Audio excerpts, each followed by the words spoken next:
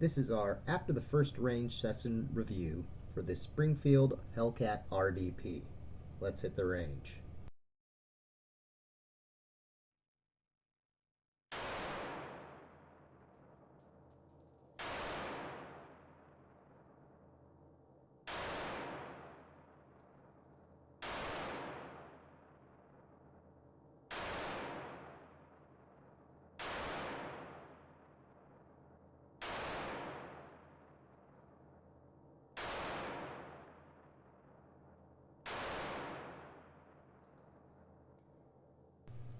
This is mine and my father's first mags through the gun target results.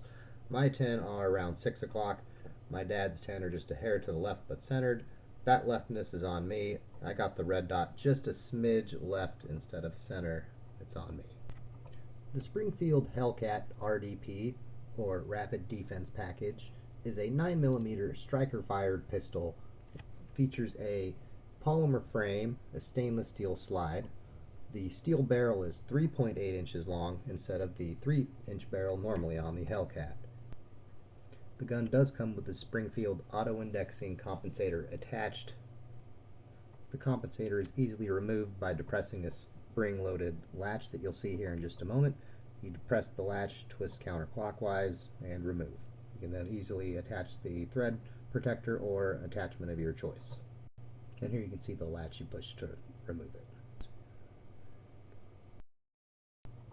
The gun does come with what I'm going to consider nice tritium U-dot sights attached.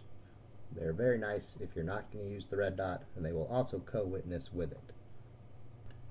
Here's a nighttime shot of both, best I could get. The version I purchased includes the Hex Wasp red dot sight.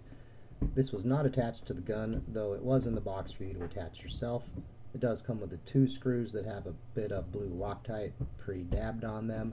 You just remove the slide plate from the gun, put the battery in the bottom of the sight, put it on the gun, attached with the 2 screws, I believe to 15 pounds, but don't quote me on that. Look at the manual. I'm going to try to show you some pictures detailing that you can co-witness the red dot with the sights. One thing you'll notice is that it is a little tricky, in my opinion, to get pictures because your digital camera will pick up the flickering that the human eye does not see. This is slowed down to make it obvious. One of the things I really like about this sight right off the bat is that it's an always-on sight, which some people will see as a downside. The manufacturer, Springfield, advertises a 2-year always-on battery life capacity on this. And I like the fact that I'm not going to have to worry about hitting a switch, adjusting brightness, worrying about is it too bright or not bright enough for my sight to turn on, things like that. The trigger on the gun is what Springfield calls their Gen 2 trigger. I think it feels sort of like a flat face trigger to me. Off my scale it comes in around 6 pounds. Though it does feel lighter than that to me. I was surprised when I saw this number 6 come up. The reset on it I feel like is pretty good. It's, I don't know, around midpoint, but it's easy to feel, and I think you get some good tactile feedback on that.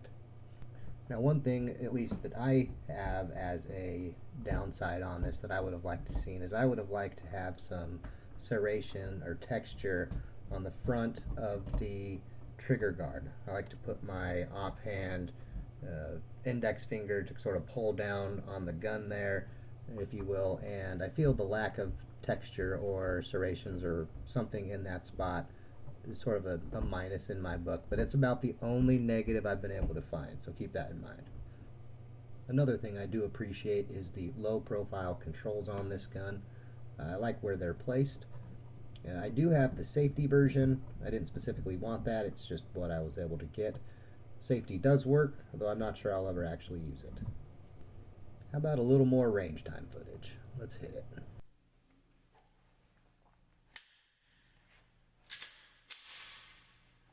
Again, if you load the gun. Give a little shout out to Daryl's Gun Shop here. Not only did they find this sweet RDP for me, but they let me come in early and get all the video footage that I want, which is nice, because how many indoor ranges are you able to shoot at without anybody but your own noise pollution to contend with. Thanks, Daryl's.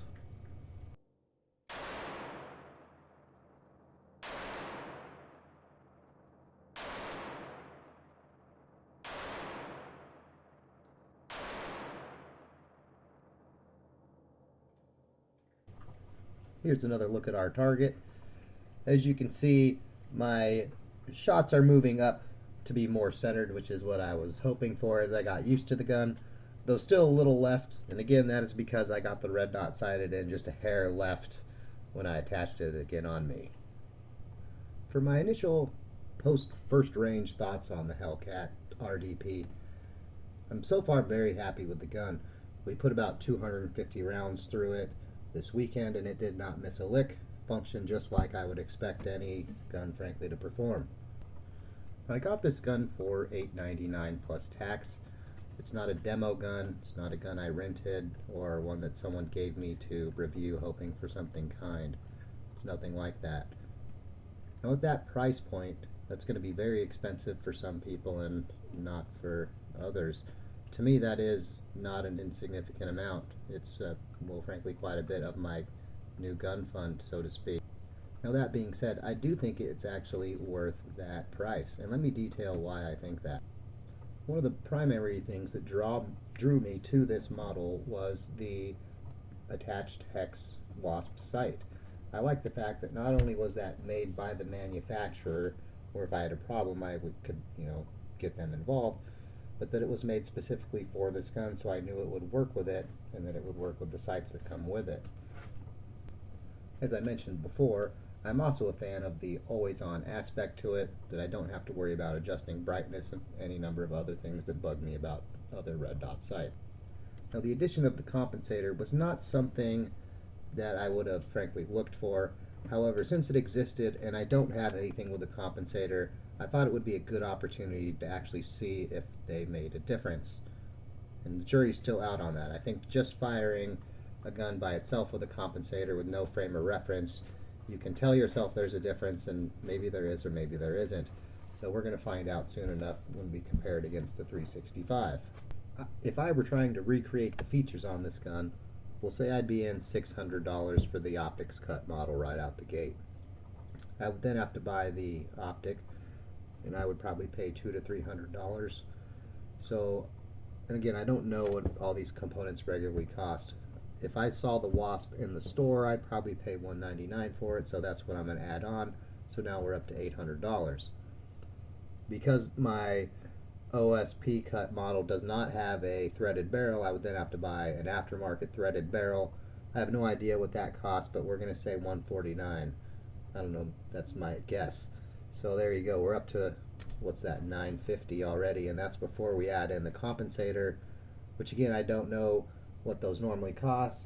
I would say I would pay $99 for the one that came on this Springfield. Again, I have no idea, that could be very low, that could be very high. I'm sure I'll hear about it in the comments, but either way, so there we are, up at $1050 with me in my I know nothing about trying to recreate this gun because I don't have these components on other guns, but I'm over $1,050 at this point plus tax. So when I saw this for $899 with manufacturer warranty supported features, I felt that was actually not a bad price if I was willing to spend the money to get those components anyway. Now one thing I'm very much looking forward to about the Springfield is the potential accuracy that it has.